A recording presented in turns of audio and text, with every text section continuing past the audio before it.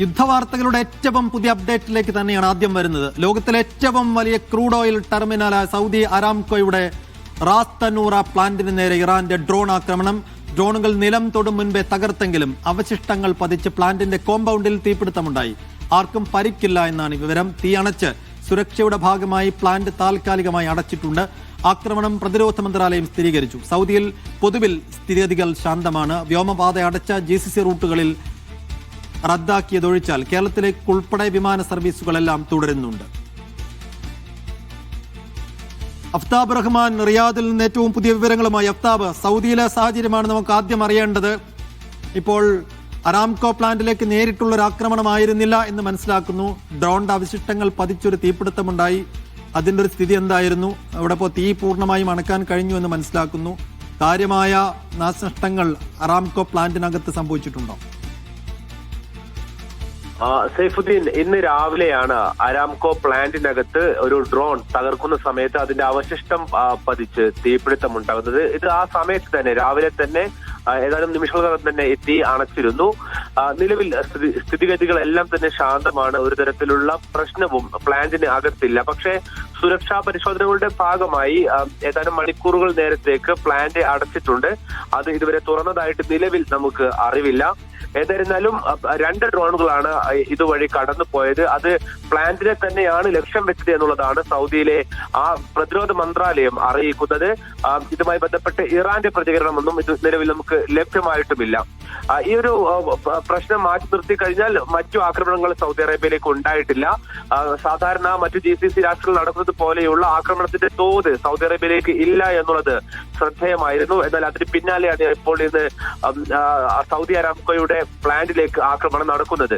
Saudi അരാംകോയുടെ plant എന്ന് പറയുന്നത് Saudi Aramco പൂർണ്ണമായിട്ടും ഒരു ഭരണകൂടത്തിന് കീഴിലുള്ള പെട്രോളിയം കമ്പനിയാണ് എന്ന് മാത്രമല്ല സൗദി അറേബ്യയുടെ സമ്പദ്ഘടനയുടെ നട്ടെല്ല് എന്ന് വേണമെങ്കിൽ സൗദി അരാംകോയെ വിശേഷിപ്പിക്കാം. അവരുടെ പ്രധാനപ്പെട്ട വരുമാന മാർഗം കൂടിയാണ് സൗദി അരാംകോ വഴിയുള്ള ഉൽപ്പന്നങ്ങളെല്ലാം തന്നെ.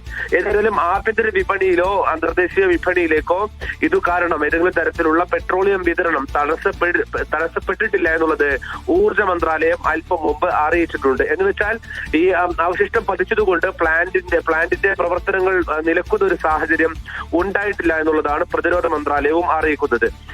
നിലവിൽ ഈ റാസ് തനൂറിലെ ടെർമിനൽ എന്ന് പറയുന്നത് ലോകത്തിലെ തന്നെ ഏറ്റവും വലിയ പെട്രോളിയം കയറ്റുമതി ടെർമിനലാണ്. എന്ന് വെച്ചാൽ മൊത്തം സൗദി അരാംകോക്ക് വിവിധ പ്ലാന്റുകളും വിവിധ ടെർമിനലുകളുമുണ്ട്. പക്ഷെ റാസ് തനൂറിലെ ഈ ടെർമിനലിൽ നിന്ന് മാത്രം ലോകത്തേക്ക് ആവശ്യമായിട്ടുള്ള ഏതാണ്ട് 7% പെട്രോളിയം പോകുന്നത് ഈ ടെർമിനൽ വഴിയാണ്. ഇത് അല്പസമയത്തിനകം വീണ്ടും സർവീസുകൾ പൂർണ്ണമായും പുനരാരംഭിക്കും എന്നുള്ളതാണ് പറഞ്ഞിട്ടുള്ളത്. നിലവിൽ അതിനകത്ത് ആളുകൾ ജോലി ചെയ്യുന്നുണ്ട്. ആളുകൾ പൂർണ്ണമായും ഒഴിപ്പിച്ചിട്ടില്ല. അതേസമയം തന്നെ സുരക്ഷാ പരിശോധനകൾ തുടരുകയും ചെയ്യുന്നുണ്ട്. ഇതൊരു പക്ഷേ സൗദി അറേബ്യയുടെ രൂക്ഷമായ പ്രതികരണത്തിന് ഇടയാക്കാൻ ഇടയുള്ള സാഹചര്യം കൂടിയാണ് ഇപ്പോഴുള്ളത്. കാരണം കഴിഞ്ഞ തവണ നടന്ന ഇന്നലെയും മിനിഞ്ഞാന്നുമായി നടന്ന ആക്രമണങ്ങൾ ഒരു പക്ഷേ സൗദിയിലെ US താവളങ്ങൾ എന്ന് വിശേഷിപ്പിക്കാവുന്ന സ്ഥലങ്ങളെ കേന്ദ്രീകരിച്ചായിരുന്നു എങ്കിൽ ഇന്നിപ്പോൾ നടന്നിരിക്കുന്ന ആക്രമണം സൗദിയുടെ തന്നെ നേതൃത്വത്തിലുള്ള പെട്രോളിയം കമ്പനിയിലേക്കാണ്. അതുകൊണ്ട് തന്നെ ഇത് ഇങ്ങോട്ട് നേരിട്ട് അയച്ചതാണോ അതല്ലെങ്കിൽ മറ്റേതെങ്കിലും ഭാഗത്തേക്ക് പോകുന്ന സമയത്ത് വെടിവെച്ചിട്ടാണോ എന്നതിൽ ഇറാന്റെ പ്രതികരണം ലഭ്യമായിട്ടില്ല. പക്ഷേ പ്രതിരോധ മന്ത്രാലയം പറയുന്നത് ഇതൊഴിച്ചു നിർത്തിയാൽ ഇന്ന് സൗദിയുടെ മറ്റേതെങ്കിലും ഭാഗങ്ങളിലേക്ക് ഇറാന്റെ ആക്രമണം ഉണ്ടായോ? എന്ന് വെച്ചാൽ US ബേസ് ഉൾപ്പെടെയുള്ള മറ്റിടങ്ങളിലേക്ക് ഇന്ന് ഈ പകലിൽ ആക്രമണം ഉണ്ടായോ? സൈഫു, സൗദി അറേബ്യയിലെ US ബേസ് എന്ന് പറയാവുന്ന വിശേഷിപ്പിക്കാവുന്ന അല്ലെങ്കിൽ അവർ കൂടുതലുള്ള സ്ഥലം എന്ന് പറയുന്നത് റിയാദിലെ കർച്ചിനടുത്തുള്ള ഒരു സൈനിക താവളമാണ്. അത് സൗദി അറേബ്യയുടെ തന്നെ പേരിലുള്ള സൈനിക താവളമാണ്.